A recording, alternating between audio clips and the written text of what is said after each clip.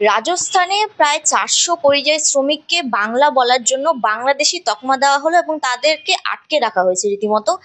মুখ্যমন্ত্রী উদ্বেগ দেখিয়েছে। এবং কি পরিস্থিতি তাহলে রাজ্যে রাজ্যে এরকম তৈরি হয়েছে সেখানকার, এবং দেশের পরিস্থিতি তাহলে কতটা গম্ভীর বলে মনে করছে?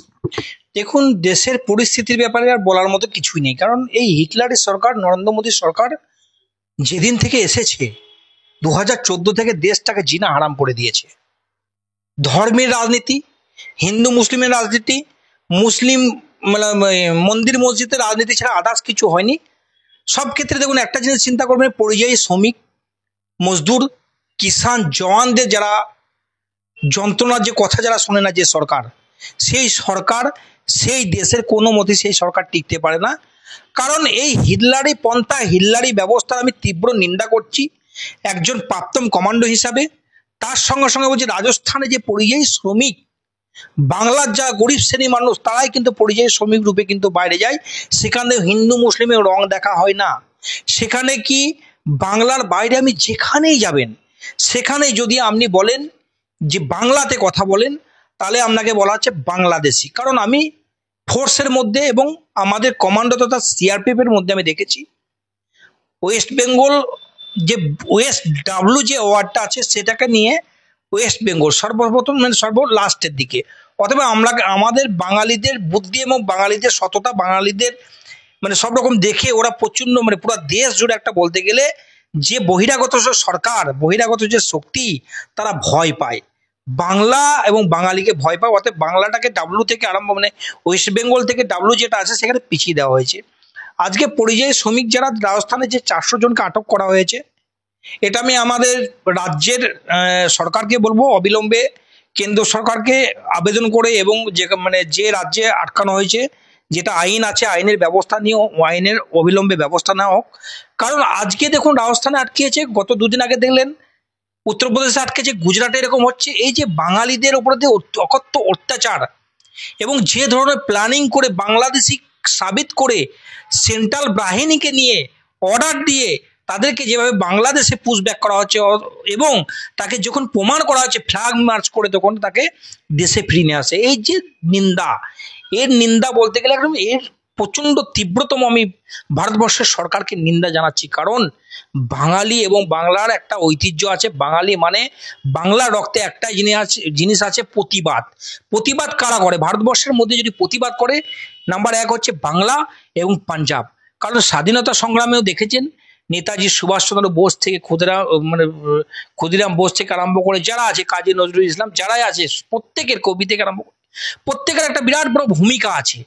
সেই ভূমিকাটাকে চিন্তা করে হচ্ছে বাংলার যে পরিস্থিতি, বাংলা যেভাবে দেখলেন প্রতিটা জায়গাতে ইলেকশন হলো, যেভাবে জবাব দিল বাংলা এই হিটলারি সরকারকে। অতএব বাংলাকে ওরা ভয় পায়।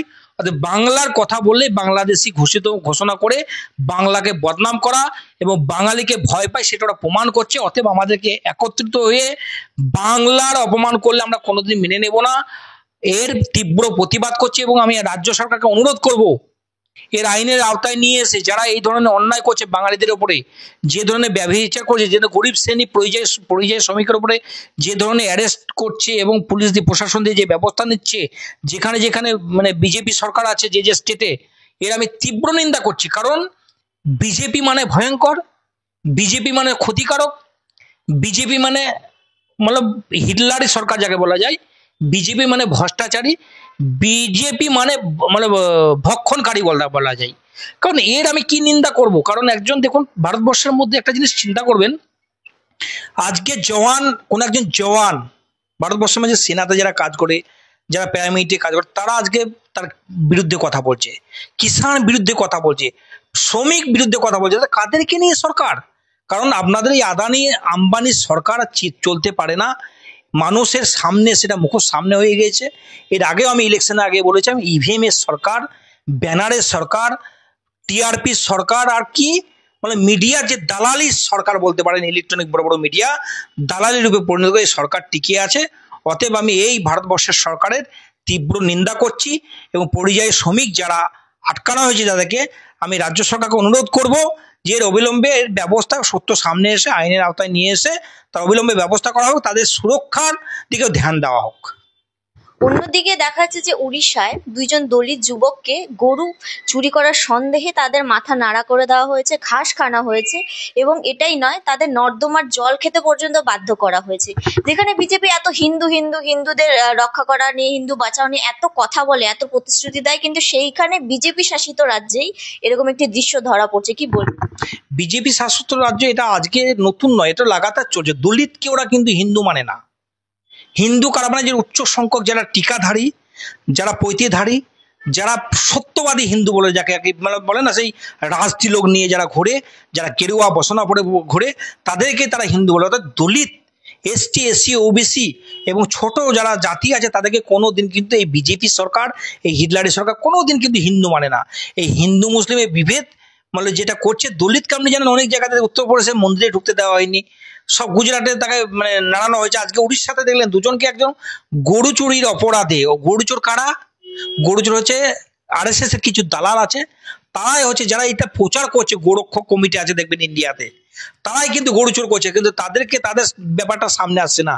আজকে একজন গরিব শ্রেণীর দলিত লোক, দলিত বাচ্চা যারা যে দুজনকে ধরেছে এবং নাড়া করানো হয়েছে এবং পুকুরে জল খাওয়ানো হয়েছে, এর আমি তীব্র প্রতিবাদ করছি। দলিতদেরকে কিন্তু ওরা হিন্দু ভাবে না, এই হিন্দু মুসলিমের। অতএব আমাদের যারা ছোট যারা আছে, জাতি আছে, তাদেরকে আমি অনুরোধ করব, আপনারা হিন্দুত্বর ফাঁদে পা দেবেন না। আজকে দলিত করেছে, কালকে এসটি কে করবে, পরশু ওবিসি করবে।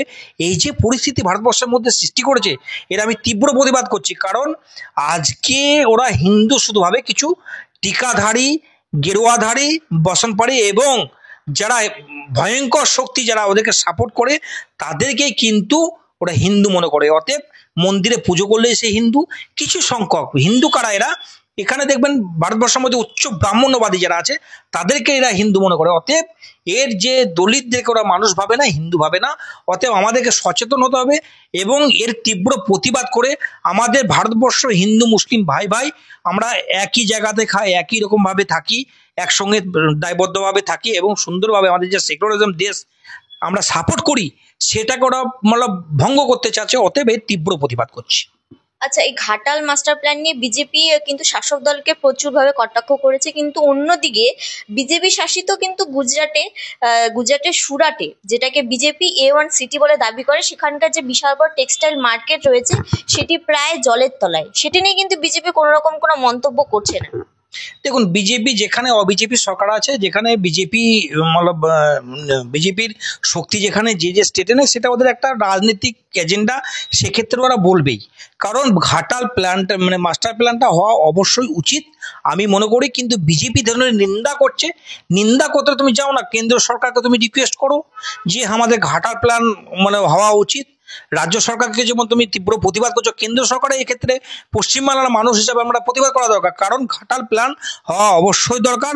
কারণ এই যে করছে গুজরাটে যেটা হয়েছে, সেটা কিন্তু ওরা দেখবে না। কারণ গুজরাটটা হচ্ছে ওরা কিভাবে বলুন তো, গুজরাট মানে নরেন্দ্র মোদীর যে রাষ্ট্র, অমিত শাহ যে মানে স্টেট, সেটাকে ওরা বিরাট বড়, ওকে একটা মানে ভারতবর্ষের মধ্যে একটা লন্ডন হিসাবে দেখে ওরা, মানে একটা সুইজারল্যান্ড মনে করে ওরা। মানে আমাদের বাংলার যারা বিজেপির বড় বড় আরএসএস এর চামচা আছে, নেতা তো না, সব চামচা, তারা কিন্তু কিভাবে বলুন তো, তারা ভাবে মানে সুরাট তথা গুজরাটটাকে মনে করে এটা একটা ভারতবর্ষের মধ্যে একটা সুইজারল্যান্ডের রাষ্ট্র, আলাদাভাবে ওরা সেইটাকে নিয়ে যদি কোনো ক্ষতি হয়, সেটাকে নিয়ে ওরা কোনো সময় মুখ খুলবে না।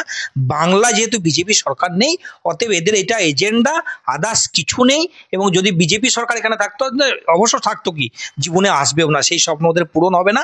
কারণ এখানে যে ঘাটাল প্ল্যান যতটা ওরা মানে অপপ্রচার করছে, সেই সময়টুকু যদি আমি কেন্দ্র সরকারকে রিকোয়েস্ট করা যায় রাজ্য সরকারের মাধ্যমে, তাহলে নিশ্চয়ই সেটা একটা সলিউশন হতো। সেটা বাদ দিয়ে এটাকে নিয়ে রাজনীতি। দেখো, ভারতবর্ষের মধ্যে একটা জিনিস দেখছি, যেখানে যেখানে অবিজেপি সরকার আছে, প্রতিটা ক্ষেত্রে ওরা বদনাম করার চেষ্টা, আদার্স কিছু নেই। কারণ আজকে দেখতে গেলে ঘাটাল প্ল্যান অবশ্যই হওয়া উচিত। এটাকে নিয়ে রাজনীতি না করে হাতে হাত মিলিয়ে যাতে ঘাটাল প্ল্যানটা হয় সেটা। আর বলছেন যেখানে অবিজেপি সরকার আছে, ওদের একটা বদনামির চেষ্টা, রাজনীতির এজেন্ডা। এই ব্যাপারে আমার বলা কিছু নয়। আমি অনুরোধ করব রাজ্য সরকার তথা কেন্দ্র সরকারকে বলবো, ঘাটাল প্ল্যান্টের দিকে মানে যে মাস্টার প্ল্যান যেটা হয়েছে, সেটার দিকে বিশেষভাবে ধ্যান দেওয়া হোক।